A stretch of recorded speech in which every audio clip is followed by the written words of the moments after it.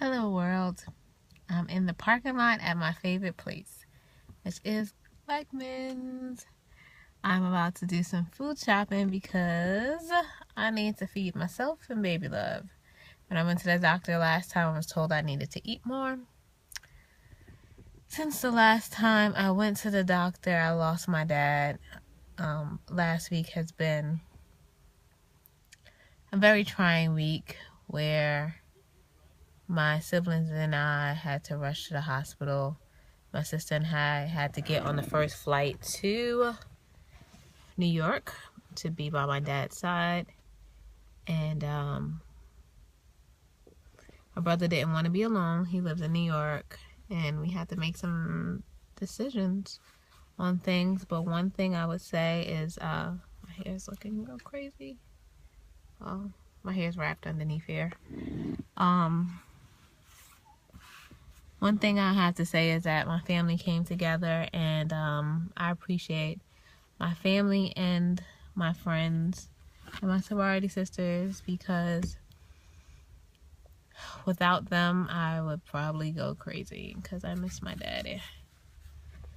And it helped to talk to others to find out what happened when they, excuse me, I ate something, find out when they dealt with their loved one's loss, and also to hear how my dad wanted things. That eased my sister and I's decision-making process. So from that experience alone, it's been rough recently.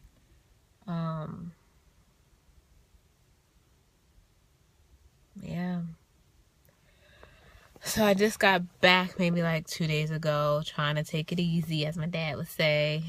Of course, a lot of things going on in my mind in regards to just life, the life I have inside of me, business, not work. I told them I'm not coming back to December, which I'm happy they're supportive. They told me to take as much time as possible, which I really appreciate that, because I can't see myself going back in right now. I feel like it would be not a good thing for me. So I have to report that 2 days after my father passed, let me take it a step back. I'm just happy that my siblings and I were able to be there for my dad, and he was able to feel the love prior to him departing this earth, and my sister and I were there to see him take his last breath. And even though people think that would be scary, I'm happy I was there, because he wasn't alone. And for those who are dealing with a sick person, fight for that time to be with them. The hospital that my dad was in didn't allow us to, I don't know, I was just looking at the parking. Fight to be with your loved ones, especially if they tell you this their last days, because what my dad was saying, they were saying that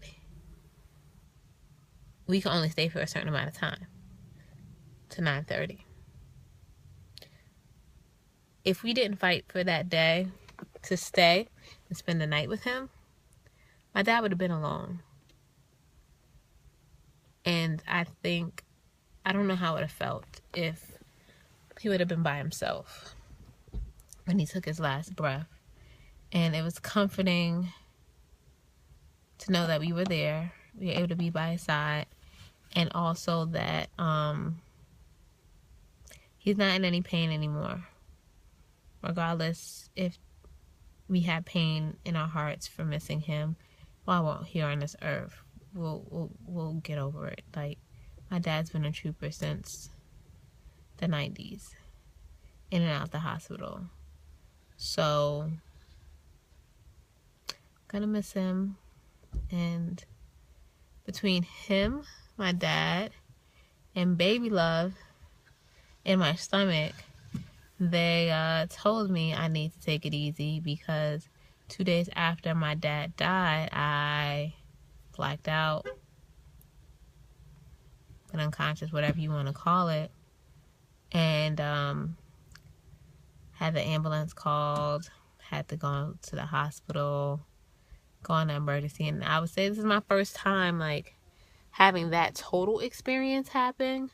Like, I've been to the hospital for like hitting my head on the car door, being clumsy, and then breaking the dish in the sink and having to get a butterfly. Both had to get butterflies, so it's in and out stuff. But then now this was being in emergency for several hours, a whole lot of tests, having IV for the first time. And while they say it was for dehydration, I think it's for a little bit more. As you know, before in my last video, I told you that I need to eat more. And dealing with the sickness, the last days, and the death of my dad, we were running around, making sure we saw him, making sure we spent as much time as possible, not getting sleep, being worried. May have a little bit of anxiety in there too, and just trying to manage everyone. You know how dealing with families can be. Love them. We all know the ins and outs of our family, so I think my sister and I handled it well in regards to managing our families. And my sister is the rock. Like, she was there by my side, by my dad's side. So I really appreciate her. And my youngest brother, well, my only brother, brother, he took it the hardest. And just appreciate my family. Like, time like this makes you appreciate people more. You come together more. And yeah. So to all the pregnant women out there, make sure you eat. You're eating more than just for yourself. You're eating for two. Something I need to work on because I've been conditioning my mind and my body to eat less and push away from the table. So I use my personalized meal planner, the services I do for everyone else, to up my calories and my intake. So now I need to eat more and go into Wegmans and get my food, and just not be afraid to pack on the pounds, which I'm not afraid to pack on pounds. I think that's the misconception of people. And then also they think, being that I drink Shakeology, I solely depend on it, or I should stop drinking it. No, I should eat more stuff in addition to Shakeology, in addition to what I've been doing, because it's a matter of me not eating enough.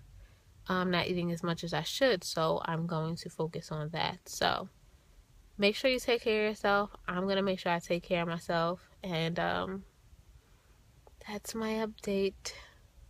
I actually go into the doctor tomorrow to see what my weight is looking like. Even though I weighed myself at home, I see that I am gaining weight. I think that's also due to eating out just about every day when I was home. And just not caring what I eat, because I need to make sure I eat something. So I need to reel it all in and figure things out and come up with a more solid plan. And there's a lot of planning to do with just life. But I'm gonna follow my dad's advice and take it easy. Take it one day at a time. And just do what I can, because I'm only one person. And that's that. And I have more than me to think about. So, oh, one last thing. We sent the email, text, and people saw me at the services for my dad to celebrate his life and legacy. And I'm excited the word is out. I know we were cautious about telling people because of, my age and the tests and the right timing. And I did not feel right telling my family and friends, oh yeah, my dad's dying. I'm pregnant. Like, this felt weird. So, to all the family and friends that felt slighted that I didn't tell them sooner is the reason behind it. Hopefully you understand. If you didn't know, now you know. But all of the loved ones that are near and dear know, and I'm surprised my husband didn't post it on Facebook yet, because he's been eager to do that. But I told him to hold off because I needed to be ready and just ready for it to all come out. And one other thing, it was hard for me to tell my supervisor at work. Told him before, like, all this stuff with my dad happened. It was hard, and I haven't told my team yet. So I don't know if it's hard for any other mothers or pregnant women out there. I'd like to hear your experience, and I'll probably do a video on that, because the waterworks came out, and I'm pretty strong at working on professional. But it was more than just, hey, I'm pregnant and scared about doing that, because no, I wasn't scared.